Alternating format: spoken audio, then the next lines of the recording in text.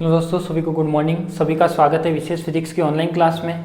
तो आज हम आपके सामने बिल्कुल नया बुक, नई यूनिट, सब कुछ आपके लिए नया है, तो उसको लेकर स्टार्ट करते हैं।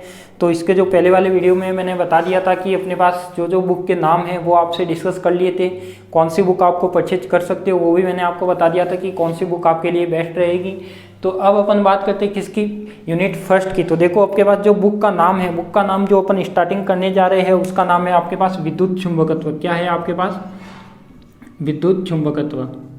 ठीक है, तो जो आपके पास बुक का नाम है वो क्या रहेगा आपके पास? विद्युत चुंबकत्व, जिसमें आपके पास अपन ये स्टार्ट कर रहे हैं यूनिट नंबर फर्स्ट। तो यूनिट नंबर फर्स्ट है, तो यूनिट फर्स्ट में आपके पास 2 चैप्टर है लगभग। तो एक तो चैप्टर है अपने पास ग्रेडियंट्स, डाइवर्जेंस, कर्ल वाला, यानी आपने यदि नाम सुना है तो नहीं सुना तो मैं बता देता हूँ आपको। ग्रेडियंट, दूसरा आएगा डाइवर्जेंस और तीसरा आएगा कर्ल। इस रिलेटेड चैप्टर है, बहुत ही अच्छा चैप्टर है। सेकंड चैप्टर आएगा आपके पास, जो आएगा आपके पास इलेक्ट्रोस्टैटिक्स से रिलेटेड। किससे रिलेटेड? इलेक्ट्रोस्टैटिक्स से रिलेटेड, यानी जो आप 12वीं में पढ़ के आए हो उसी से रिलेटेड आएगा। तो ये सब अपन डिस्कस करेंगे एक एक करके। तो अब अपन बात करते हैं यूनिट फर्स्ट में फर्स्ट टॉपिक की। तो आपको यदि सबसे पहले तो कोई भी कन्फ्यूज़न होता है तो वो आप क्लियर कर लेना। आप चाहे किसी से भी पूछ के क्लियर करना, चाहे मेरे से पूछ के क्लियर करना। मैंने नंबर आपको दे ही रखा है, जो क्लास का नंबर है अपना व्हाट्सएप वाला, वहाँ पर यदि आप कुछ भी पूछना चाहते हो तो पूछ सकते हो, मैसेज करके आपको तुरंत रिप्लाई मिल जाएगा। ठीक है, अब अपन बात करते हैं इसके, स्टार्टिंग करते हैं यूनिट फर्स्ट की। तो देखो, इलेक्ट्रोडायनेमिक्स बुक सबसे पहले तो मैं क्यों स्टार्ट कर रहा हूँ, क्योंकि ये बुक आपके जो आएगी वो हो सकता है आपने जिस भी कॉलेज में एडमिशन लिया हो उस कॉलेज में आपका जो फिजिक्स का फर्स्ट पेपर होगा वो होगा मैकेनिक्स, यांत्रिकी। तो वो वहाँ पे स्टार्ट करेंगे, इसलिए मैं यहाँ पे क्या कर रहा हूँ, विद्युत चुंबकत्व स्टार्ट कर रहा हूँ। सेकंड नंबर की बुक, सेकंड पेपर है आपका, और ये पेपर आपका लगभग 33 नंबर का लगता है। लगभग नहीं, एग्जैक्ट 33 का ही लगता है। ठीक है, एक बार मैं आपके एग्जाम पैटर्न पर भी डिस्कस करूँगा, उसके लिए भी वीडियो प्रॉपर बताऊँगा एक बार करके। तो आज अपन बात करते हैं किसकी, यूनिट फर्स्ट की, जिसका फर्स्ट टॉपिक लेते हैं अपन स्केलर और वेक्टर फील्ड। क्या लेते हैं? Scalar and vector field.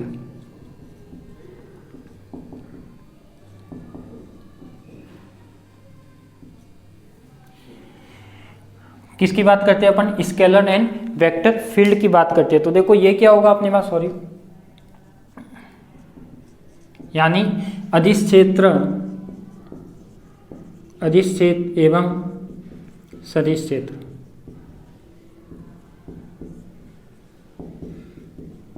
देखो आपके पास यदि अभी तक तो यूनिवर्सिटी ने कोई सिलेबस अपडेट किया नहीं है अपना, कि सिलेबस कुछ कम होगा या नहीं होगा, वो अभी तक कोई भी ऐसी न्यूज़ नहीं है यूनिवर्सिटी की तरफ से। तो जब तक ऐसी कोई न्यूज़ नहीं आती है तो अपन क्या करते हो, जो अपने पास जो पुराना सिलेबस था उसको ही अकॉर्डिंग लेके चल रहे हैं, अपन स्टार्ट कर रहे हैं।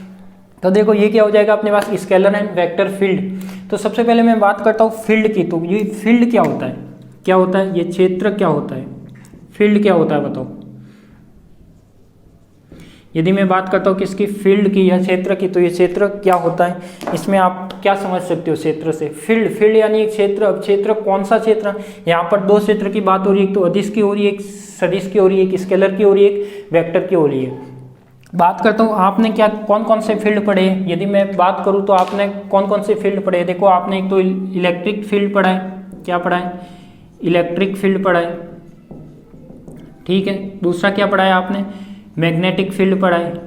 क्या पढ़ा है? मैग्नेटिक फील्ड पढ़ा है। और भी कोई फील्ड पढ़ा है क्या बताओ? इलेक्ट्रोस्टैटिक्स फील्ड पढ़ा होगा, या मैग्नेटिक EM फील्ड, यानी जिसको बोलते हैं अपन इलेक्ट्रोमैग्नेटिक फील्ड पढ़ा होगा। ठीक है, ये सब आपने फील्ड पढ़े। पर ये जो फील्ड है, देखो फील्ड को डिफाइन कैसे करेंगे, फील्ड क्या होगा उसके बारे में डिस्कस करते हैं। तो ये तो आपने पढ़े थे, ये भी सब फिजिक्स में क्या एक तरह से फील्ड ही माने जाते हैं। अब मैं बात करता हूँ, एक तो बात करता हूँ मैं किसकी, स्केलर की, और एक बात करता हूँ वेक्टर की। एक तो मैं बात करता हूँ किसकी, अदिश की, एक बात करता हूँ मैं सदिश की। मैं आपको लेके चल रहा हूँ लगभग 11वीं क्लास के कंसेप्ट पर। ठीक है, तो यदि मैं अदिश की बात करता हूँ और एक बात करता हूँ मैं सदिश की, तो देखो अदिश क्या होता है और सदिश क्या होता है।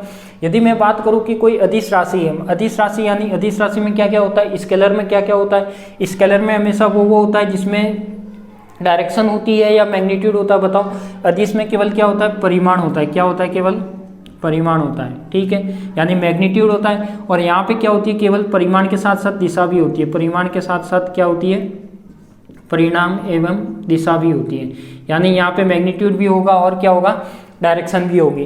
तो देखो, एक तो परिणाम होता है वो उसका मतलब होता है रिजल्ट, एक होता है परिमाण यानी उसका मतलब होता है मैग्नीट्यूड। ठीक है, तो ये दोनों डिफरेंस ध्यान रखना।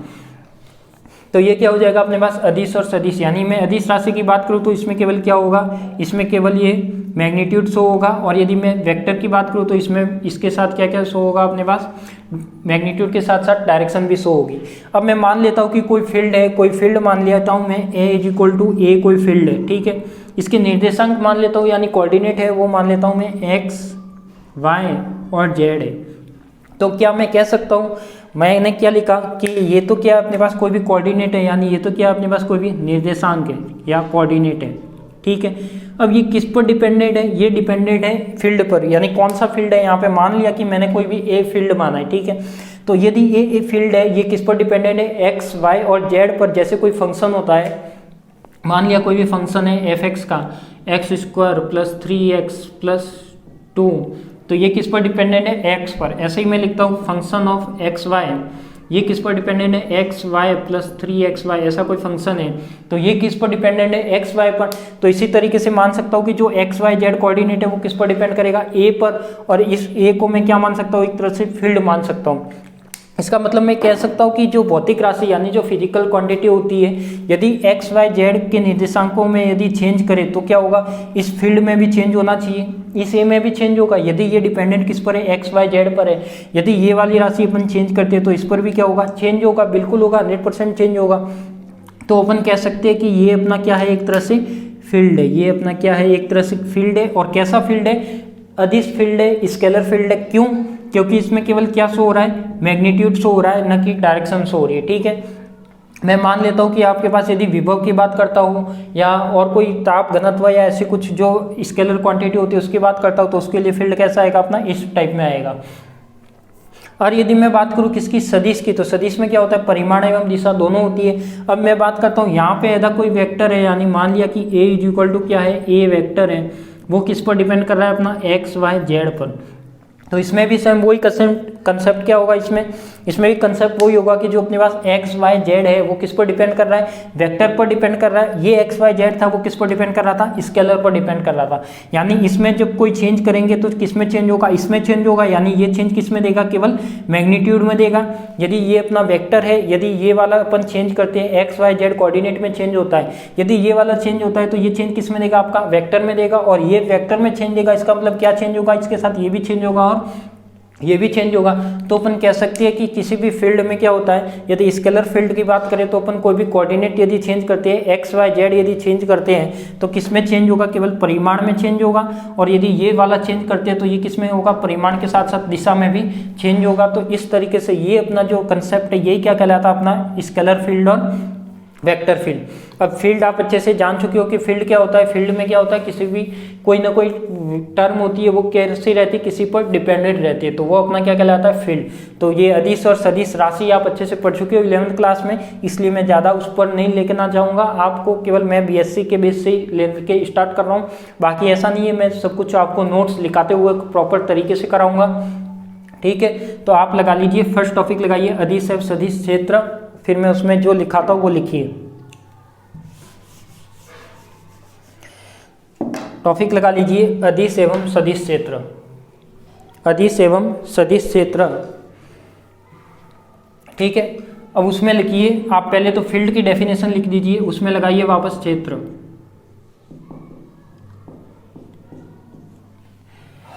उसमें लगाइए वापस क्षेत्र और उसमें लिखिए कि वह क्षेत्र जिसमें भौतिक राशि का मान, वह क्षेत्र जिसमें भौतिक राशि का मान प्रेक्षण बिंदु के निर्देशांकों पर निर्भर करता है, वह क्षेत्र जिसमें भौतिक राशि का मान प्रेक्षण बिंदु के निर्देशांकों पर निर्भर करता है, वह क्षेत्र जिसमें भौतिक राशि का मान प्रेक्षण बिंदु के निर्देशांकों पर निर्भर करता है, वह क्षेत्र जिसमें भौतिक राशि का मान प्रेक्षण बिंदु के निर्देशांकों पर निर्भर करता है, उस भौतिक राशि को क्षेत्रक कहते हैं, उस भौतिक राशि को क्षेत्रक कहते हैं। यानी कि क्या इसका मीनिंग क्या हुआ, मान लिया कि कोई फोर्स है, वो फोर्स किस पर डिपेंडेंट है, मान लिया कि कोई फोर्स है, ये मान लिया कोई फोर्स की टर्म है एक्स वाई जेड, ठीक है, ये किस पर डिपेंडेंट है, ये डिपेंडेंट है किस पर, इन तीनों के कोऑर्डिनेट पर, एक्स वाई जेड पर। तो ये क्या कह रहा है कि यदि मैं इन निर्देशांकों में चेंज करता हूँ तो क्या होगा, ये अपना क्या होगा, फील्ड भी क्या होगा, चेंज होगा। अब ये फील्ड एफ है, एफ यानी फोर्स, फोर्स कैसा होता है, वेक्टर है, इसके वेक्टर होता है, तो ये अपना क्या कहलाएगा, वेक्टर फील्ड कहलाएगा, ठीक है। तो यही मैंने दिखाया है कि किसी भी भौतिक राशि के प्रेक्षण बिंदु के निर्देशांकों में यदि जो चेंज करते हैं तो वही भौतिक राशि में भी क्या होगा, चेंज होगा, तो वही क्या कहलाएगा, अपना फील्ड कहलाएगा। तो लिख लिया उस भौतिक राशि का क्षेत्रक कहलाता है। और नीचे लिखना कि प्रेक्षण बिंदु की स्थिति में परिवर्तन होने पर, प्रेक्षण बिंदु की स्थिति में परिवर्तन होने पर भौतिक राशि के परिमाण व दिशा दोनों में परिवर्तन होता है। प्रेक्षण बिंदु की स्थिति में परिवर्तन होने पर भौतिक राशि के परिमाण व दिशा दोनों में परिवर्तन होता है। प्रेक्षण बिंदु की स्थिति में परिवर्तन होने पर भौतिक राशि के परिमाण व दिशा दोनों में परिवर्तन होता है। अब देखो, अब मैंने क्या किया, यहाँ पे आपको एग्जांपल करके लिख लो। a इज इक्वल टू क्या है आपके पास, a x y z है, तो ये x y z तो क्या है, प्रेक्षण बिंदु के निर्देशांक है। इसको तो आप लिख सकते हो कि ये क्या है आपके पास, प्रेक्षण बिंदु के निर्देशांक है, ठीक है। तो ये आप लिख लीजिए एग्जांपल करके कि a इज इक्वल टू क्या होगा, x y z प्रेक्षण बिंदु के निर्देशांक है, और जो a होगा वो क्या होगा, प्रेक्षण बिंदु होगा, a होगा वो क्या होगा आपका, प्रेक्षण बिंदु, यानी ये तो कोऑर्डिनेट कहलाएगा। ये क्या होगा अपना a प्रेक्षण बिंदु, कौन सा a प्रेक्षण बिंदु, जो अपन ने ये लिखा है, जो इस पर डिपेंडेंट है, तो ये अपना क्या कहलाएगा, कंप्लीट फील्ड कहलाएगा। अब ये भी अपन ने कितने टाइप में बांटा है, दो टाइप में बांटा, एक तो बांटा है स्केलर में, एक बांटा है वेक्टर में। तो ये लिख लो और उसके बाद लगाओ कि क्षेत्र को दो प्रकार से व्यक्त किया गया है, कि क्षेत्र को दो प्रकार से व्यक्त किया गया है।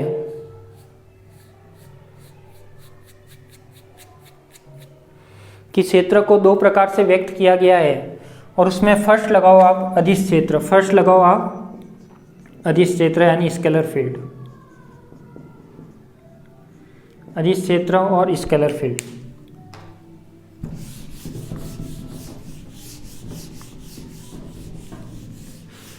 अब देखो अदिश क्षेत्र क्या होगा, तो अदिश क्षेत्र की यदि मैं बात करता हूँ तो स्केलर फील्ड की बात करता हूँ, तो मैं मान लेता हूँ कि कोई फाई है, वो किस पर डिपेंडेंट होगा, फाई एक्स वाई जेड पर।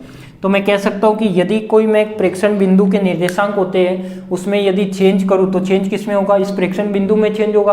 और जब इस प्रेक्षण बिंदु में चेंज होगा तो ये फाई क्या शो करता है, पोटेंशियल या विभव को शो करता है। और विभव एक कैसी राशि होती है, अदिश राशि होती है, इसलिए मैं कह सकता हूँ कि ये कैसा फील्ड है अपना, एक स्केलर फील्ड है, ठीक है। तो इसमें लिखिए आप अदिश क्षेत्र लिखिए, और उसमें लिखिए अदिश क्षेत्र में लिखिए कि वह क्षेत्र जिसमें किसी अदिश राशि का मान, वह क्षेत्र जिसमें किसी अदिश राशि का मान, वह क्षेत्र जिसमें किसी अदिश राशि का मान प्रेक्षण बिंदु के निर्देशांकों पर निर्भर करता है, वह क्षेत्र जिसमें किसी अदिश राशि का मान प्रेक्षण बिंदु के निर्देशांकों पर निर्भर करता है,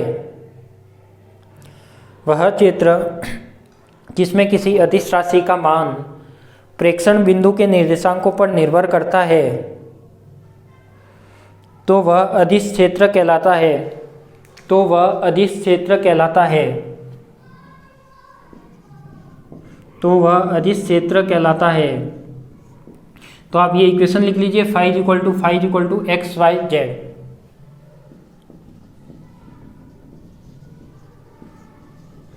तो अपने पास जितनी भी स्केलर क्वांटिटी आती है वो सब क्या होगी, ये इसके एग्जांपल करके लिख लेना कि एक तो विद्युत विभव हो सकता है, गुरुत्व विभव हो सकता है, ताप घनत्व हो सकता है, या घनत्व डेंसिटी हो सकती है। ये सब क्या है अपने पास, स्केलर है। तो स्केलर में और भी जो भी फिजिकल क्वांटिटी आती है सभी आप लिख सकते हो एग्जांपल करके, ठीक है। तो ये क्या हो गया अपना एक्स वाई जेड, तो क्या हो गया अदिश राशि यानी प्रेक्षण बिंदु की क्या हो गई, निर्देशांक हो गए। तो ये आप लिख लो, ये तो पहले ये इक्वेशन लिखो एग्जाम्पल करके, ये एग्जाम्पल लिख लो, फिर उसके नीचे लिखना, पहले ये लिखो फिर ये, फिर मैं जो लिखा रहा हूँ वो लिखो। उसके नीचे लिखो कि एक्स वाई जेड निर्देशांक वाले एक्स वाई जेड निर्देशांक वाले किसी प्रेक्षण बिंदु पर अदिश राशि का मान फाई होगा। एक्स वाई जेड निर्देशांक वाले किसी प्रेक्षण बिंदु पर अदिश राशि का मान फाई होगा। एक्स वाई जेड निर्देशांक वाले किसी प्रेक्षण बिंदु पर अदिश राशि का मान फाई होगा। एक बिंदु पर अदिश राशि का मान एक ही होता है। नेक्स्ट लाइन में लिखना, एक बिंदु पर अदिश राशि का मान एक ही होता है। यानी अपन एक पॉइंट पर बात करते हैं तो देखो एक बिंदु पर जो स्केलर राशि का वैल्यू होगी वो क्या होगी, एकल। यानी ये क्या होता है, एकल मानी या सिंगल वैल्यू वाला होता है। एक्स वाई जेड निर्देशांक वाले किसी प्रेक्षण बिंदु पर अदिश राशि का मान फाई होगा। नीचे लिख लेना नए पॉइंट में कि एक बिंदु पर अदिश राशि का मान एक ही होता है। एक बिंदु पर अदिश राशि का मान एक ही होता है और अदिश क्षेत्र एक विमीय फलन होता है। और अदिश क्षेत्र एक विमीय फलन होता है। ठीक है, तो ये अपन ने क्या लिखा इसके एग्जाम्पल, तो इसमें क्या लिखा कि ये इसमें क्या करेगा, एक विमीय फलन का मीनिंग क्या होगा, इसमें केवल जो चेंज हो रहा है वो क्या हो रहा है, मैग्नीट्यूड हो रहा है। ठीक है, न कि डायरेक्शन। तो मैग्नीट्यूड होगा इसलिए अपन क्या बोल रहे हैं इसको, ये केवल एक में ही चेंज करेगा, केवल किसके परिमाण में। यदि एक्स वाई जेड कोई है तो वो यदि चेंज हो रहा है तो वो चेंज हो रहा है तो वो किस में चेंज देगा, फाई के कोऑर्डिनेट में, यानी फाई के टर्म में चेंज देगा। तो फाई क्या है, अपना स्केलर फील्ड है। नेक्स्ट लगाइए आप, दूसरा लगाइए वेक्टर फील्ड। दूसरा लगाइए सदिश क्षेत्र।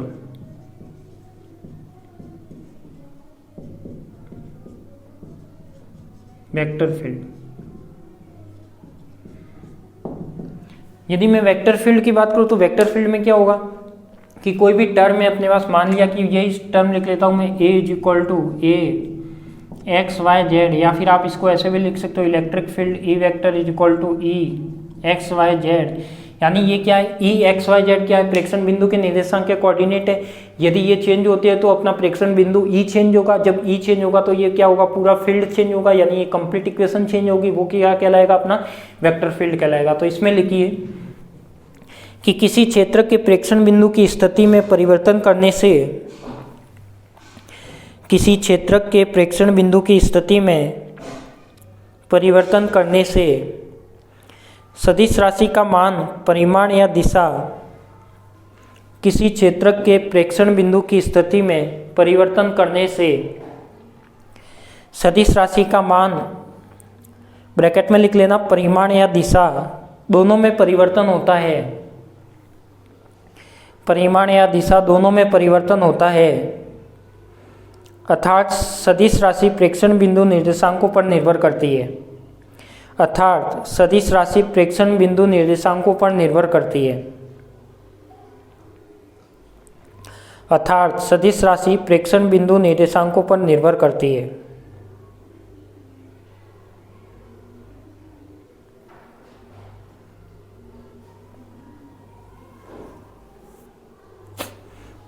अर्थात सदिश राशि प्रेक्षण बिंदु निर्देशांकों पर निर्भर करती है और वह सदिश क्षेत्र कहलाता है।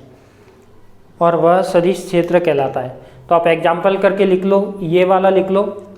यदि मैं हिंदी में जो टर्म होती है वो लिखना चाहूँ तो क्या होगी, विद्युत क्षेत्र की तीव्रता, विद्युत क्षेत्र की तीव्रता, चुंबकीय क्षेत्र की तीव्रता। तो ये सब क्या है, अपने पास वेक्टर फील्ड है। ठीक है, ये जितने भी एग्जांपल है ये किसमें, वेक्टर फील्ड। यानी इसका मीनिंग यही है कहने का कि जब इसके कोऑर्डिनेट में, निर्देशांक में प्रेक्षण बिंदु में परिवर्तन होता है तो उसमें क्या होगा, परिमाण भी चेंज होगा और दिशा भी चेंज होगा। इसमें केवल क्या था, परिमाण ही चेंज हो रहा था। ठीक है, तो ये इन दोनों में डिफरेंस रहेगा। लिख लीजिए ये एग्जाम्पल करके, फिर अपन आगे बढ़ते हैं।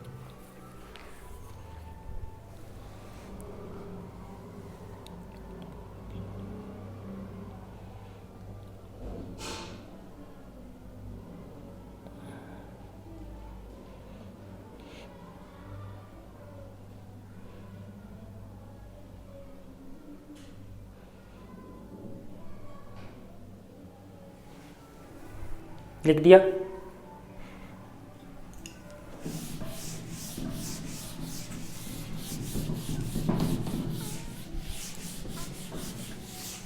देखो मैं जब आपको नोट्स लिखा रहा होता हूँ तो बोर्ड से साइड में इसलिए हो जाता हूँ क्योंकि जब मैं यदि बोर्ड पर आऊँगा तो आपका ध्यान वापस बोर्ड पर लगेगा, इसलिए मैं चाहता हूँ कि मैं जब साइड में रहूँगा तो आप लिखने में भी ध्यान दोगे, और जब मैं सामने रहूँगा तो मतलब आप समझने में ध्यान दोगे, ठीक है।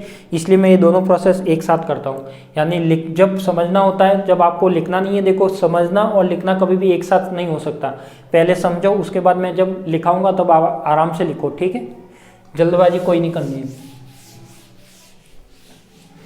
अब मैं बात करता हूँ इसके ग्राफ या निरूपण की।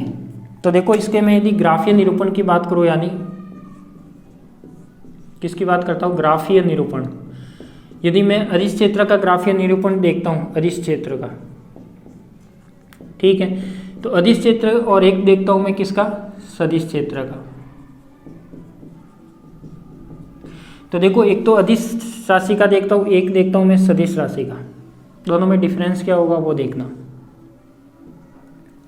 मान लिया कि अपने पास कोई भी ये दो फील्ड है, ठीक है, ये दोनों फील्ड कैसे, दोनों अलग अलग है। मान लिया कि अपने पास एक क्या है, φ1 है, दूसरा क्या है, φ2 है, और इसका मैं नाम दे देता हूँ क्या, S1 और S2। इसका मैं नाम दे देता हूँ φ1 और φ2। यहाँ तक किसी को कोई डाउट? देखो दोनों कैसे डिफरेंस है, यानी दोनों अलग अलग है, बिल्कुल टच में नहीं है। यानी मैं कह सकता हूँ कि ये फील्ड अलग रहेगा, ये फील्ड अलग रहेगा, दोनों कैसे रहेंगे, इंडिपेंडेंट रहेंगे।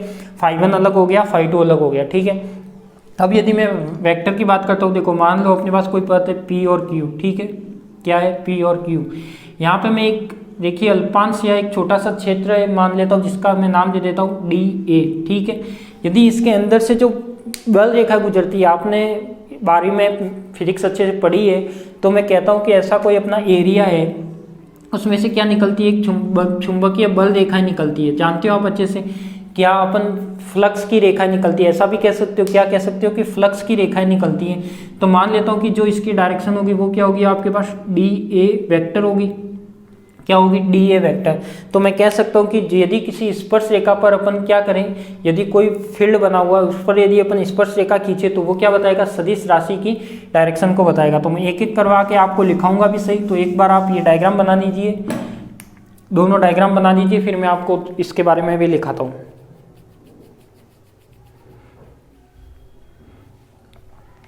इसमें ये कोई नहीं, ये एक्स कोऑर्डिनेट, ये वाई कोऑर्डिनेट, ये मूल बिंदु इसका, ये तो आप अच्छे से पहले से जानते हो, इसमें कोई बताने की जरूरत नहीं है, ठीक है।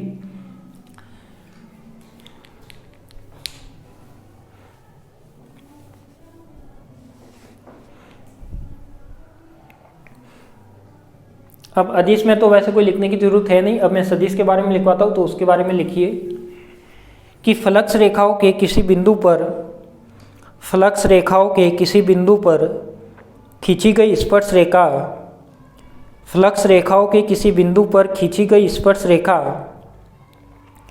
सदिश क्षेत्र की दिशा को व्यक्त करती है।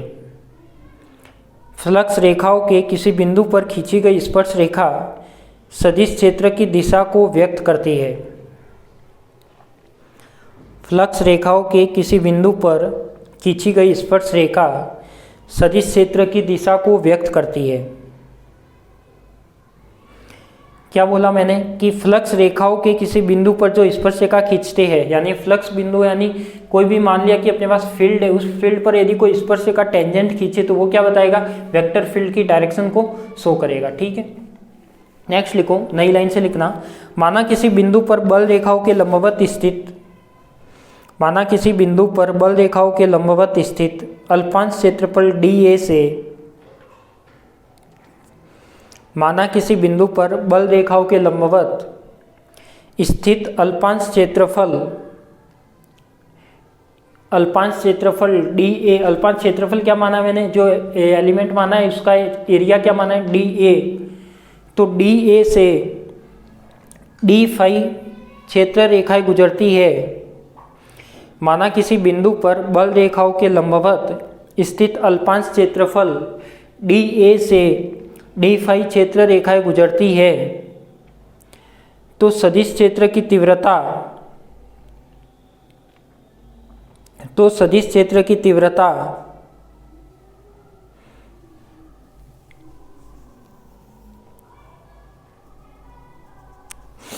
तो सदिश क्षेत्र की तीव्रता, मैं क्या कहना चाहता हूँ, मैं ये कहना चाहता हूँ कि मान लिया कि अपने पास कोई भी एरिया लिया, स्मॉल सा एरिया मान लिया डी ए, उसमें से जो भी बल रेखा गुजरती है, मान लिया जो भी फ्लक्स लाइन गुजरती है, फ्लक्स गुजरता है, तो उसकी यदि मैं वेक्टर फील्ड लिखना हो यानी सदिश क्षेत्र की तीव्रता लिखनी हो, क्या लिखनी हो, सदिश क्षेत्र की तीव्रता, तो वो कैसे लिखोगे आप मैथमेटिकल टर्म में।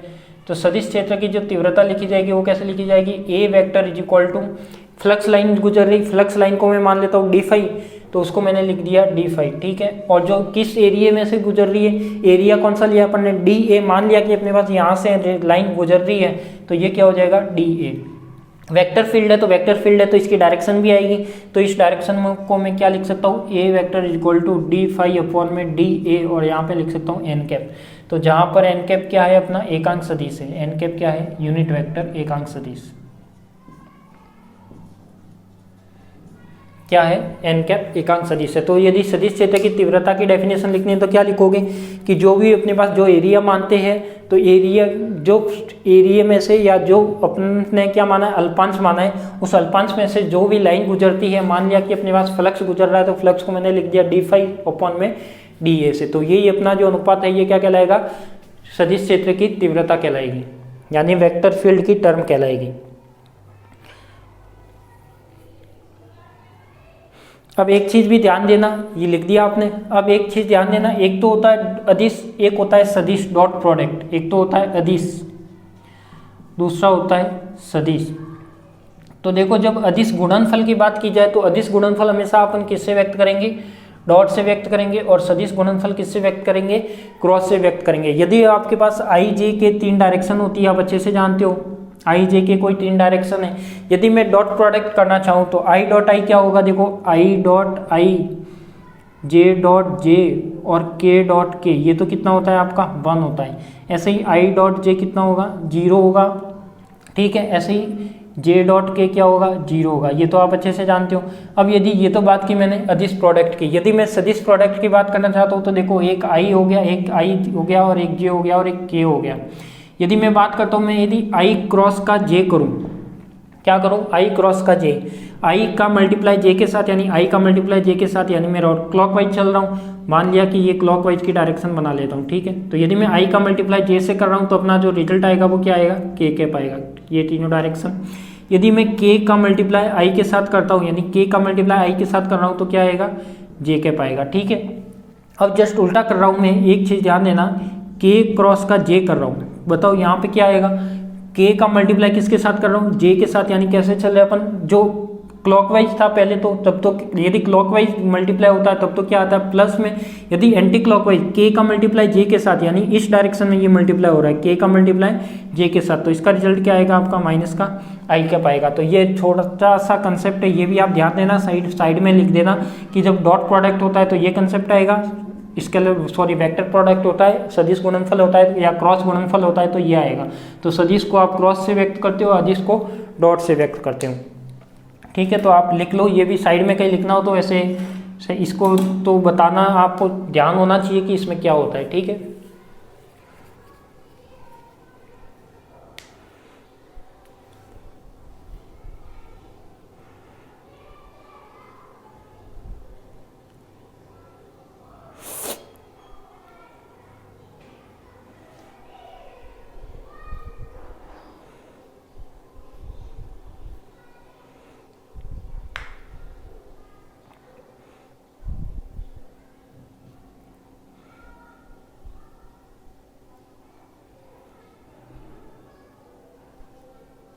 लिख दिया, चले आगे, चलते आगे। अब मैं क्या करता हूँ देखो,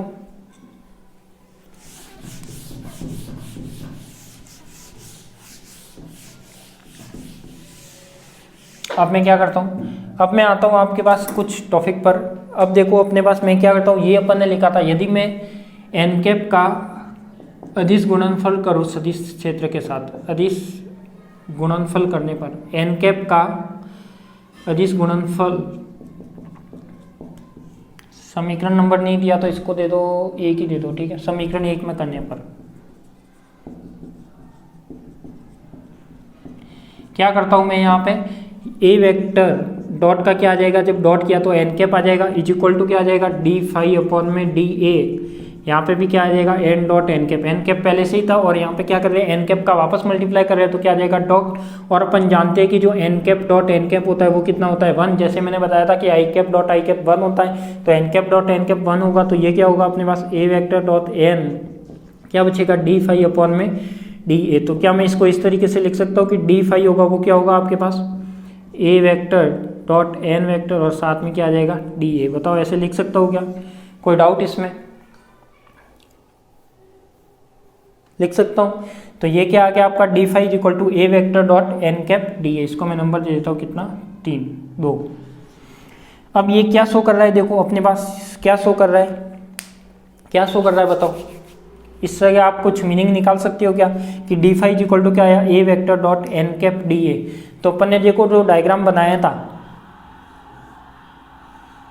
इस टाइप से डायग्राम बनाया था और यहाँ पे क्या बताया था अपन ने डी ए वेक्टर या एन कैप वेक्टर, ठीक है। तो इस पे मैंने बताया था कि जो एन कैप है यानी एन कैप क्या होता है, एन कैप यदि मैं बात करूँ कि कोई भी ये सरफेस हो गया इसका यदि एन कैप देखोगे तो एन कैप का होगा परपेंडिकुलर होगा। आप 12 में पढ़ के आए हो कि इसके एकांक सदिश होता है, कोई भी सरफेस हो गया तो उसका एन कैप का होगा परपेंडिकुलर होगा।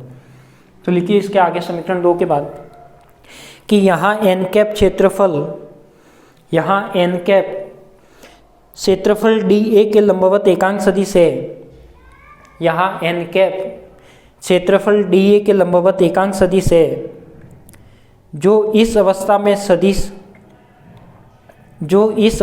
सदिश ए वेक्टर की दिशा को व्यक्त करता है, जो इस अवस्था में सदिश ए वेक्टर की दिशा को व्यक्त करता है।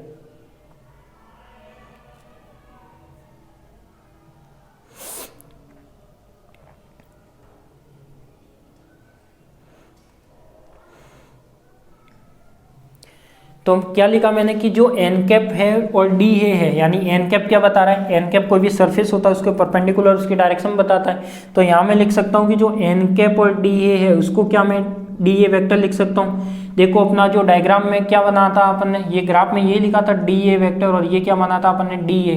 तो ये डी ए वेक्टर क्या बता रहा है, सदिश क्षेत्र की डायरेक्शन को बता रहा है। तो इस सदिश क्षेत्र की डायरेक्शन को बताएगा तो एन कैप डी ए को मैं क्या लिख सकता हूँ डी ए, यानी जो अपना एरिया था वो क्या था डी ए, इसका perpendicular unit vector N cap. यदि इसको मैं कंप्लीट रूप से ग्राफ से लिखना चाहूँ तो ये क्या लिख सकता हूँ डी ए। यदि मैं यहाँ पे मान रखूँ समीकरण 2 से तो देखो D phi is equal to क्या आ जाएगा आपके पास, D phi is equal to क्या आ जाएगा ए वेक्टर और साथ में क्या आ जाएगा डी ए वेक्टर। तो ये आपका क्या हो जाएगा पूरा वेक्टर फील्ड बन जाएगा। तो अपन ने क्या किया अपन ने कि जो अपन ने सबसे पहले तो क्या किया अपन ने सदिश क्षेत्र की तीव्रता की डेफिनेशन लिखी है। कोई भी एरिया माना था उसमें से जितनी फ्लक्स रेखा गुजर रही है तो उसका जो अनुपात होगा वो क्या होगा सदिश क्षेत्र यानी वेक्टर फील्ड कहलाएगा। इसकी डायरेक्शन एन कैप, ये मल्टीप्लाई का कंसेप्ट बताया। उसके बाद मैंने क्या किया एन कैप का मल्टीप्लाई किया तो N cap dot N cap 1 हो जाएगा, तो ये बचेगा, ये इधर जाएगा तो क्या बचेगा D phi equal to A vector N cap D A. इसको मैं लिख सकता हूँ डी ए वेक्टर किससे, ग्राफ से, क्योंकि एन कैप और क्या बताता है परपेंडिकुलर वेक्टर और डी ए क्या बताएगा उसका ये सदिश क्षेत्र की दिशा का। तो ये हो जाएगा D phi equal to A vector dot D A vector. ठीक है, इसको मैं नंबर दे देता हूँ कितना 3। तो लिखिए इसमें सदिश क्षेत्र का स्थितिज सदिश भी एक मानीय फलन होता है। सदिश क्षेत्र का स्थितिज सदिश भी एक मानीय फलन होता है।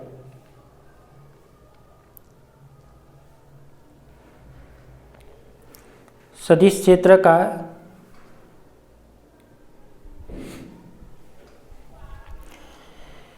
एकल मानीय सदिश क्षेत्र का सदिश फील्ड भी एक मानीय फलन होता है। ठीक है, अब मैं बात करता हूँ आपके पास एक छोटा सा नया सा कंसेप्ट है जिसका नाम है ग्रेडियंट, डाइवर्जेंस और कर्ल। तो कॉपी पेन को साइड में रख दो, एक बार आप अच्छे से समझ लो उसको क्या मैं कहना चाहता हूँ, क्या वो टर्म कहती है। आपने डेल और सुना है क्या 12वीं क्लास में कि डेल क्या होता है? लाप्लासियन संकारक सुना है क्या? लाप्लासियन नाम सुना है क्या? सबसे पहले तो मैं एक छोटी सी टर्म बता देता हूँ आपको, आंशिक अवकलन। मैथमेटिक्स में पढ़ा होगा आपने 12वीं क्लास में आंशिक अवकलन। देखो मैं हर छोटी से छोटी चीज़ आपके पास लेके चल रहा हूँ, आंशिक अवकलन या अवकलज, ठीक है, पार्शियल डेरिवेटिव, ठीक है, इंग्लिश में कहे तो क्या होगा, पार्शियल डेरिवेटिव। तो पार्शियल डेरिवेटिव का मीनिंग क्या होता है, मान लिया कि आपके पास कोई भी फील्ड है, मान लिया कि कोई इक्वेशन है, ठीक है, मान लिया कि कोई फंक्शन है डेल एफ अपॉन में एक्स स्क्वायर प्लस का 2xy प्लस का 3y, ठीक है। यदि मैं बात कर रहा हूँ यहाँ पे डेल एफ का अवकलन करना है डेल एक्स के रेस्पेक्ट में, यानी यहाँ पे ये डेल लिखा हुआ है, इसका मतलब ये कैसा अवकलन है, आंशिक अवकलन है। जब आंशिक अवकलन करोगे तो क्या आएगा बताओ, इसका तो आ जाएगा 2x स्क्वायर, यहाँ पे आंशिक अवकलन देखो किसका करना है, केवल x का करना है, तो ये हो जाएगा प्लस का क्या हो जाएगा 2xy, सॉरी x का तो 1 हो जाएगा, ये क्या हो जाएगा y, और प्लस का ये क्या हो जाएगा 0, क्योंकि आंशिक अवकलन किसके रेस्पेक्ट में कर रहे हैं, x के रेस्पेक्ट में, तो ये वाली टर्म क्या हो जाएगी 0। यानी अपन कह सकते हैं कि यदि कोई फलन में यदि x के रेस्पेक्ट में आंशिक अवकलन कर रहे हैं तो y z क्या हो जाएगा 0। यदि मैं y के रेस्पेक्ट में करता हूँ, मान लो कि यदि मैं del F upon del Y निकालता हूँ तो ये क्या होगा, ये फर्स्ट टर्म 0 हो जाएगी क्योंकि इसमें y की टर्म नहीं है, प्लस ये क्या हो जाएगा 2x आ जाएगा, y का 1 हो जाएगा और प्लस का y का अवकलन 3 हो जाएगा। इस तरीके से मैं कह सकता हूँ, एक छोटा सा कंसेप्ट है, आप 12वीं में अच्छे से पढ़ के आए हो कि आंशिक अवकलन क्या होता है। तो आंशिक अवकलन वो होता है जिस रेस्पेक्ट में अवकलन करना है उस टर्म का तो क्या होगा, अवकलन होगा, बाकी टर्म क्या रह जाती है, वैसे की वैसे रह जाती है, तो वही क्या कहलाता है, अपना आंशिक अवकलज रहता है, ठीक है। अब मैं बात करता हूँ, आपके पास एक छोटा सा कंसेप्ट आता है डेल। क्या कंसेप्ट आता है, डेल, सुना है, देखा है, इसको मैं कहता हूँ डेल। 12th क्लास में देखा होगा आपने, देखा है बिल्कुल। इस डेल की वैल्यू क्या होती है, इस डेल की वैल्यू होती है del by del X I cap, del by del Y J cap, और del by del Z K cap. अब यदि मैं कहना चाहूँ तो देखो इसको क्या कहता हूँ, या तो इसे मैं बोलता हूँ डेल, या फिर इसे जब लाप्लांशियन की बात करेंगे तो इसको मैं बोलता हूँ डेल स्क्वायर, ठीक है। तो सबसे पहले तो मैं डेल की बात करता हूँ। यदि आपके पास मान लिया कि कोई फंक्शन है फाई 3xy प्लस का 2x स्क्वायर जेड, ठीक है, ये मान लिया कोई फंक्शन है। यदि इस पर क्या करेगा, ये डेल में ऑपरेट करवाता हूँ, मतलब ये डेल अपना एक तरह से क्या है, जो अपन बाय बल लगाते हैं, क्या लगाते हैं, बाय बल। मान लिया कि ये फाई क्या है, कोई भी फंक्शन है, इस पर मैं क्या करता हूँ, डेल को ऑपरेट करता हूँ, क्या करता हूँ, डेल को ऑपरेट करता हूँ। तो ये डेल जब फाई पर ऑपरेट होगा तो क्या होगा, देखो डेल अपॉन में del X I cap plus del upon में del Y J cap plus का डेल अपॉन में डेल जेड के कैप, ठीक है। यहाँ पे ये आ गया, और यहाँ पे मैं लिख सकता हूँ इसका 3xy प्लस का 2x स्क्वायर जेड आ गया, ठीक है। अब देखो ये पूरी टर्म है, इसमें तो आई जे के आ रहा है, ठीक है, क्योंकि डेल की जगह क्या लिख दिया, ये फाई की जगह मैंने ये टर्म लिख दी। इसमें आई जे के आ रहा है, इसमें आई जे के नहीं है, ठीक है। इसका मतलब ये टर्म यहाँ पे मल्टीप्लाई होगी, यहाँ पे होगी और यहाँ भी होगी, ठीक है। तो ये कैसे होगा, देखो डेल एक्स अपॉन में डेल, यहाँ पे ये अवकलन किसके रेस्पेक्ट में करना है, एक्स के रेस्पेक्ट में 3xy प्लस का 2x स्क्वायर जेड का, और ये क्या आ जाएगा I cap plus del upon del Y, यहाँ आ जाएगा 3xy प्लस का 2x स्क्वायर जेड, यहाँ पे आ जाएगा आपका जे कैप प्लस का डेल अपॉन में डेल जेड, और यहाँ पे आ जाएगा 3xy प्लस का 2x स्क्वायर जेड, ठीक है। तो ये क्या आ जाएगा आपका के कैप, ठीक है।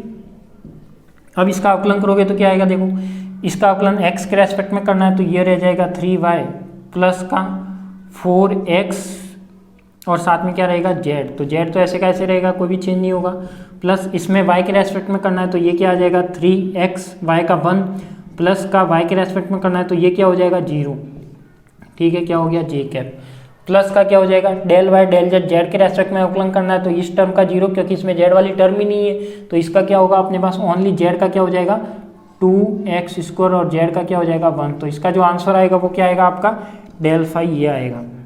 तो मैं कह सकता हूँ कि देखो अपने पास क्या फलन था, फंक्शन क्या था, फाई क्या था, अपने पास 3xy plus 2x square Z था।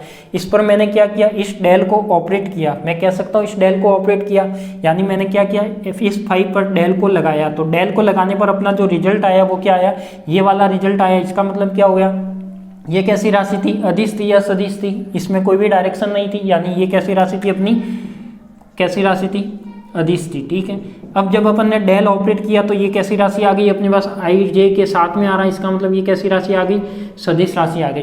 तो मैं क्या कह सकता हूँ कि यदि कोई भी किसी भी फलन, यदि किसी भी अदिश फलन पर डेल ऑपरेट होता है तो अपने को रिजल्ट क्या मिलता है, सदिश राशि मिलती है। कह सकता हूँ क्या मिलता है, जब किसी अदिश राशि पर, अदिश राशि ये हो गई, इस पर क्या करते हैं, डेल ऑपरेट करते हैं, तो डेल ऑपरेट करने के बाद सदिश राशि मिलती है।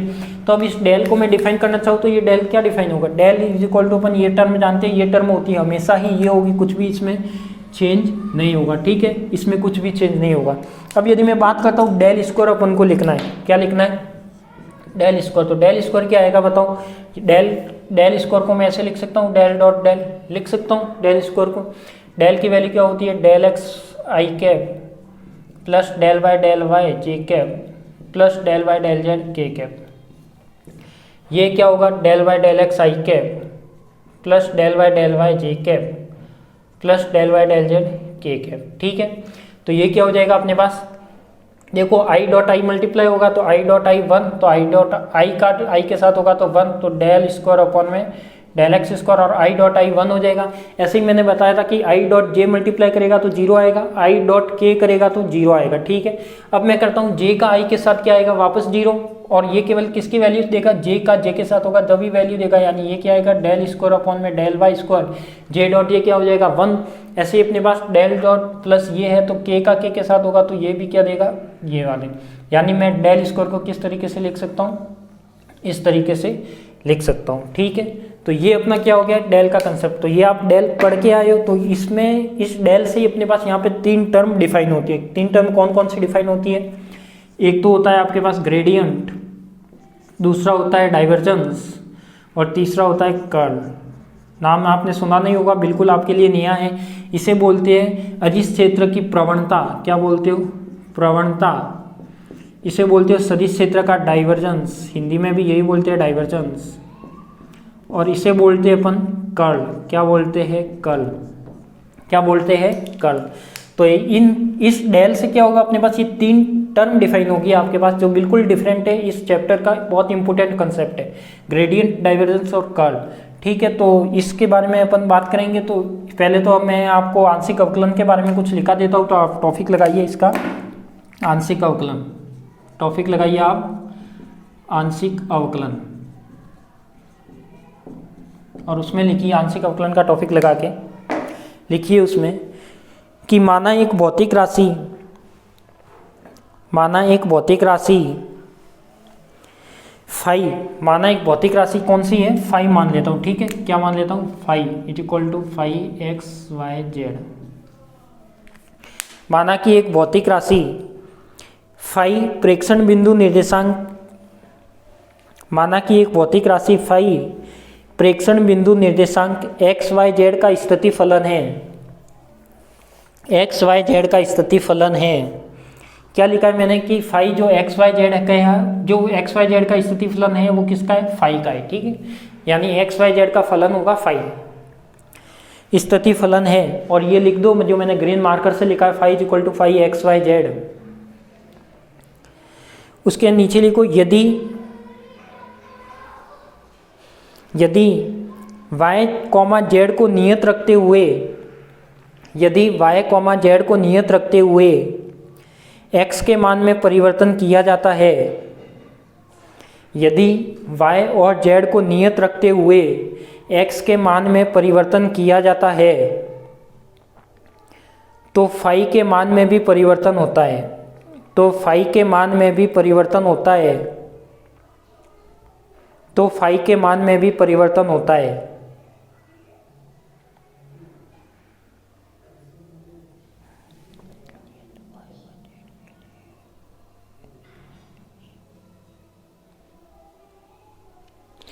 तो क्या कहना चाहते हैं अपन यहाँ पे, देखो कि अपन क्या कह रहे हैं कि यदि फाई में क्या कर रहे हैं, डेल फाई अपॉन में डेल एक्स रखते हैं, तो वाई और जेड तो क्या होगा यहाँ पे नियत रहेगा, तो फलन में परिवर्तन होगा। यदि एक्स चेंज हो रहा है, यदि एक्स चेंज होगा तो ये फाई पूरा चेंज होगा, फाई पूरा चेंज होगा तो क्या होगा अपने पास, फलन चेंज होगा, ठीक है। तो अपन कह सकते हैं कि यही अपनी जो टर्म कहलाती है, क्या कहलाती है, आंशिक अवकलन की टर्म कहलाती है, ठीक है। तो इसको आप एग्जाम्पल करके, ये जो मैंने क्वेश्चन कराया है इसको आप लिख लो।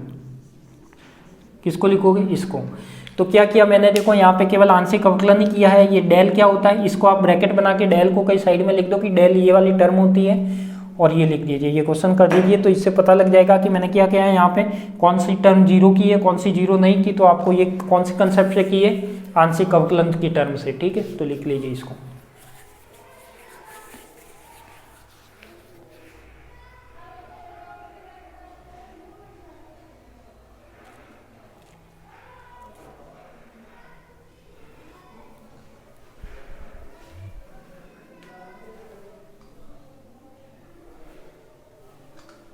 ये जो क्वेश्चन किया हुआ है उसको लिखना है।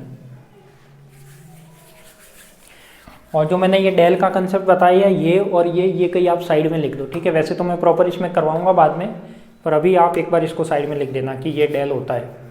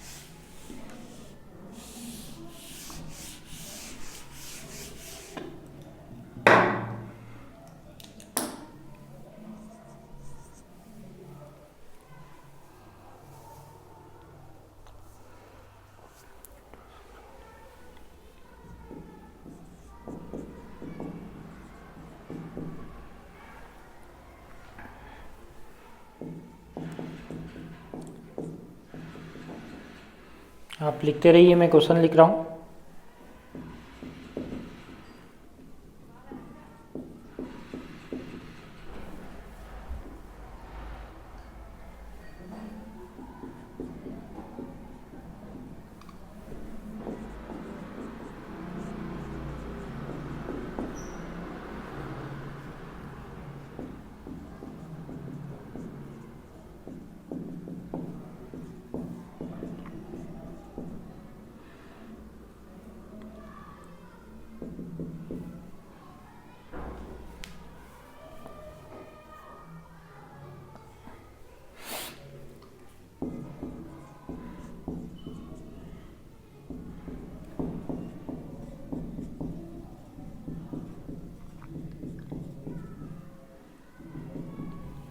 लिख दिया, हटा दो इसको।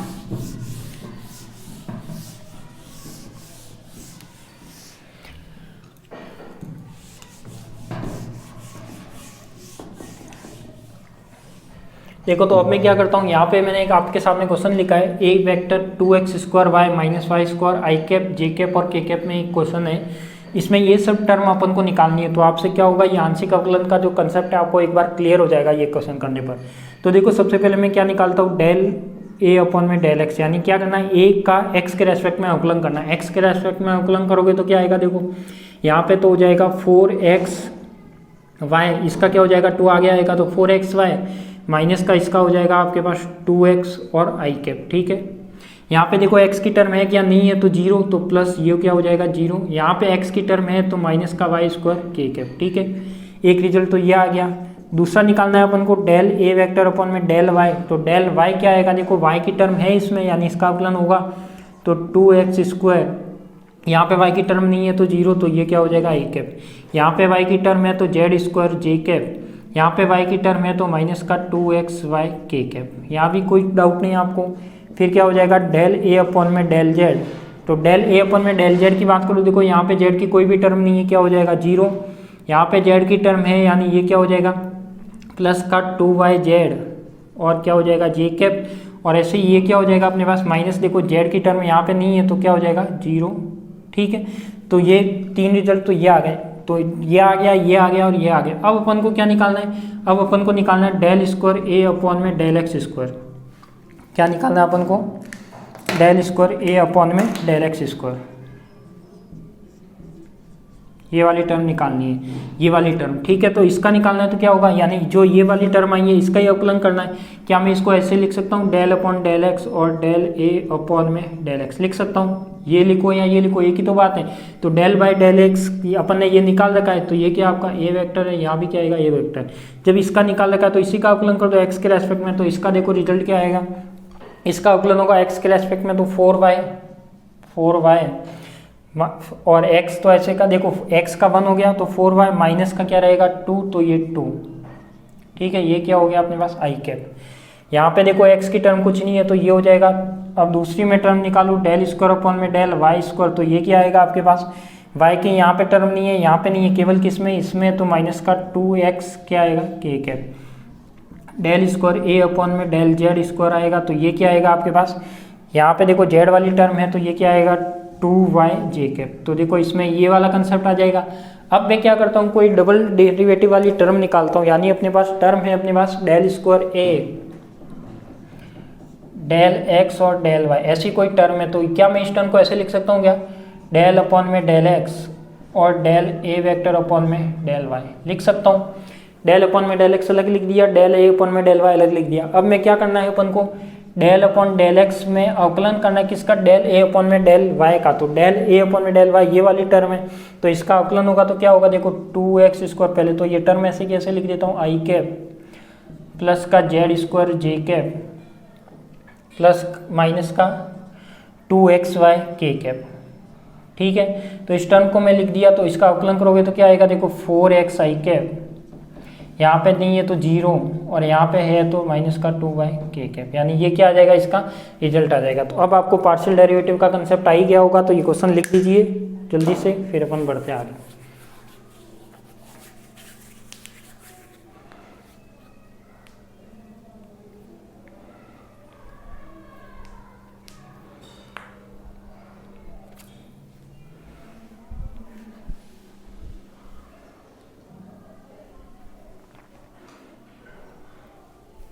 देखो मैं प्रॉपर आपको नोट्स लिखवाते हुए, जैसे बिल्कुल आपको ऐसा नहीं लगेगा कि अपन ऑनलाइन कर रहे हैं, आपको फीलिंग ऐसे आएगी जैसे अपन क्लास में ही पढ़ रहे हैं। क्लास में मेरा यही तरीका रहता है, पहले समझाना फिर नोट्स लिखाना,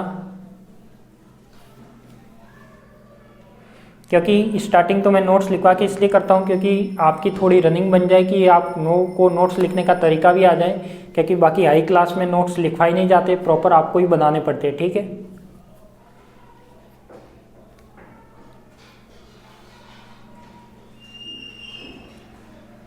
लिख लिया। यदि आपके लिखने की स्पीड धीरे हो तो बोर्ड से आकर आप स्क्रीनशॉट भी ले सकते हो आराम से, ठीक है। चले आगे चलते हैं। बस अब आपकी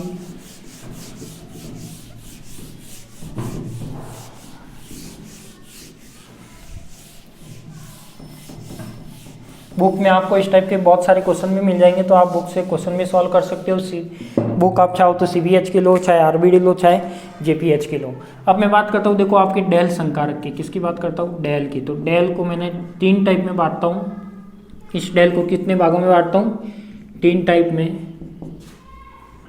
तो फर्स्ट को नाम दे देता हूँ ग्रेडियंट, ग्रेडियंट पूरा नहीं लिख रहा।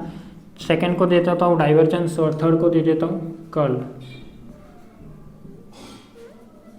ठीक है। यानी ये तो क्या है, हिंदी में बोलते हैं इसको प्रवणता, इसको बोलते हैं डाइवर्जेंस और इसको बोलते हैं अपन कर्ल, ठीक है। तो देखो इसमें क्या कर सकते हो, क्या आप इसको भी मैं डेल से लिखता हूँ, इसको भी डेल से लिखता हूँ और इसको भी डेल से लिखता हूँ। कंसेप्ट समझना, कॉपी पेन एक साइड में, बोर्ड ध्यान बोर्ड पे। इसको मैं लिखता हूँ डेल से, इसको भी डेल से, इसको भी डेल से। अब आप कहोगे कि डेल तो एक ही था, डेल मैंने लिखा भी एक ही है, एक ही लिखा है, यहाँ पे डेल यही है, यहाँ पे भी यही डेल है और वहाँ पे भी वही डेल है, बट इसके नाम अलग अलग क्यों, फिर इसके नाम अलग अलग क्यों, ग्रेडियंट क्यों, इसका डाइवर्जेंस क्यों और इसका कर्ल क्यों, क्या कंसेप्ट, कंसेप्ट ये है समझो। यहाँ पे क्या है, ये ग्रेडियंट, यानी ये जो डेल ऑपरेट होगा, यानी ये डेल जिस पर ऑपरेट होगा वो फलन कैसा होगा अपने पास, मान लिया कि अपने पास जो फलन होगा वो कैसा होगा, फाई होगा, यानी जो डेल होगा वो जिस पर भी ऑपरेट होगा वो किस पर होगा, अपना फाई, यानी ये जो राशि होगी वो कैसी होगी, अपने पास अदिश राशि होगी। कैसी होगी, अदिश राशि।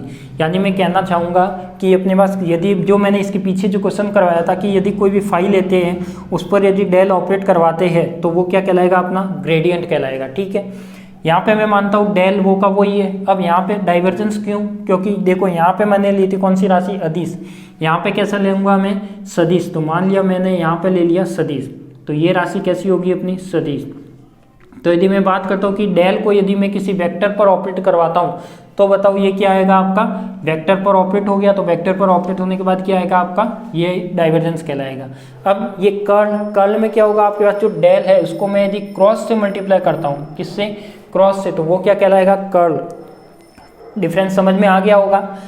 ग्रेडियंट क्यों, क्योंकि ये डेल किस पर ऑपरेट हो रहा है, एक अदिश फलन पर ऑपरेट हो रहा है। ये डेल किस पर ऑपरेट हो रहा है, एक सदिश फलन पर ऑपरेट हो रहा है। ये डेल किस पर ऑपरेट हो रहा है, सदिश पर हो रहा है, पर किस रूप में हो रहा है, यहाँ डॉट प्रोडक्ट है, यहाँ पे क्या है, क्रॉस प्रोडक्ट है। ठीक है, इन ये दो डिफरेंस रहेगा। तो इसके बारे में मैं आपको डिटेल से और भी बताऊंगा। एक बात और देख लो इसमें कि इसका रिजल्ट कैसा आएगा। देखो फाई तो कैसा था अपना, इसमें अदिश राशि यानी आई जे के नहीं होगा फाई में, पर आई जे के इसमें तो होगा। जब दोनों का मल्टीप्लाई होगा तो इसका रिजल्ट कैसा देगा, अपन को सदिश देगा सदिश। क्यों, इसमें आई जे के नहीं है, पर डेल में क्या है, आई जे के है, क्योंकि डेल इज इक्वल टू अपन क्या लिखते हैं, del by del X I cap plus del by del Y J cap plus del Y del Z K cap. तो इसमें क्या करेंगे अपन, ये टर्म लिखेंगे, तो ये क्या होगा, सदिश। यदि मैं इसका रिजल्ट की बात करूं, देखो ये सदिश राशि है, यानी ए वेक्टर में क्या होगा, आई जे के होगा, इसमें भी आई जे के होगा। तो इसको मैं ऐसे लिख सकता हूँ, क्या बताऊँ, इसका आई जे के और इसका आई जे के दोनों का मल्टीप्लाई होगा, तो I dot I one, J dot J one, के डॉट के वन। यानी मैं एग्जाम्पल करूँ तो इसका रिजल्ट क्या मिलेगा, अपन को कैसा मिलेगा, अदिश मिलेगा। ठीक है, यदि मैं उसकी बात करूँ तो इसका रिजल्ट क्या मिलेगा, देखो कर्ल, और इसको ऐसी टर्म को हमेशा आप किस से सॉल्व करते हो, सारणिक बनाकर, तो ये क्या बनेगा, अपन को सदिश राशि मिलेगा। ठीक है, यहाँ तक किसी को कोई डाउट नहीं होगा। अब मैं आपको विथ एग्जाम्पल इनका फिजिकल मीनिंग, इसका क्या फिजिकल मीनिंग होता है, ग्रेडियंट का क्या फिजिकल मीनिंग होता है, कर्ल का क्या फिजिकल मीनिंग होता है, और इसमें रिजल्ट इसका सदिश आता है, इसका अदिश आता है, इसका सदिश आता है, विथ एग्जाम्पल आपको करके बताऊंगा। पर आज नहीं, उसके लिए आपको नई क्लास का वेट करना होगा, और नई क्लास में आपको इससे आगे लेके चलूंगा। तो उसमें अपन डाइवर्जेंस, ग्रेडियंट और कर्ल का टॉपिक डिस्कस करेंगे, उससे रिलेटेड काफ़ी न्यूमेरिकल करेंगे, और उससे रिलेटेड तीनों को जो प्रूफ करने का तरीका है, ग्रेडियंट का, डाइवर्जेंस का, कर्ल का, वो भी करेंगे। तीनों के डेरिवेशन भी होंगे अलग अलग। तो बहुत ही अच्छा चैप्टर है, कंसेप्ट अच्छा है, समझते रहिए। और मेरा काम है केवल आपको क्लास प्रोवाइड कराना, और क्लास को शेयर करना किसका काम है, आपका काम है। तो क्लास को शेयर करना, लाइक करना और चैनल को सब्सक्राइब करवाना सब आपका काम है। तो मैं केवल इतना कर सकता हूँ, मैं यहाँ पे क्लास रिकॉर्ड करके आप तक पहुँचा सकता हूँ, और आपके फ्रेंड्स को, आपके साथीदारों को कौन पहुँचाएगा, आप पहुँचाओगे। ठीक है, तो मिलते हैं अपन नेक्स्ट क्लास में नए कंसेप्ट के साथ। ये आप ऐसे लिखना हो तो लिख लो, वैसे मैं वापस आऊँगा तो आपको डिटेल से इसके बारे में बताऊँगा। ये तो केवल एक छोटा सा कंसेप्ट बताया है, बाकी बहुत डिटेल से इसके बारे में पढ़ेंगे। ठीक है, तो मिलते हैं अपन नेक्स्ट क्लास में। आप सभी को धन्यवाद, और चैनल को लाइक, शेयर, सब्सक्राइब जरूर करें। वीडियो अच्छा लगा हो तो कमेंट करके ज़रूर बताएं। ठीक है, तो धन्यवाद, मिलते हैं अपन नेक्स्ट क्लास में।